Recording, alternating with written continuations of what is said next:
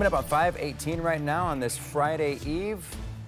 Let's talk about this weird weather because it doesn't feel like fall. I'll tell you, football on Saturday is actually going to feel like we're back in summer again. So it's not really going to have that fall feel at all. But hey, whatever kind of weather, as long as the Buckeyes win, right? Yeah, exactly. Yeah. Like the post office, like the postal Exactly. carrier.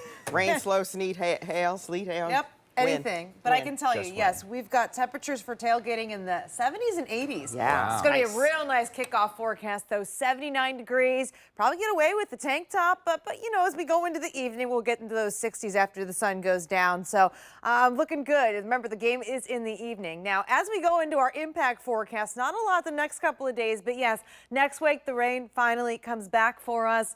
And, you know, we definitely could use it. And coming up a little bit later in the 8 o'clock hour in our streaming, I'll have the updated drought report.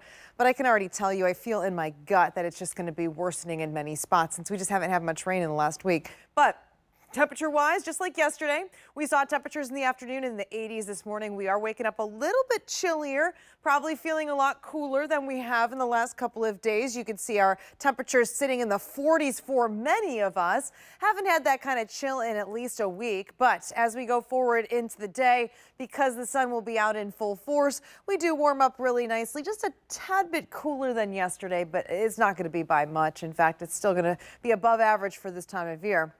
But with the arrival of the chances of rain next week will come a little bit more moisture. So as we start off the week, you'll probably notice it a little bit more humid than it has been. And as we look at the hour by hour, because I do want to walk you through the day today, we'll start the clock here at 6 this morning.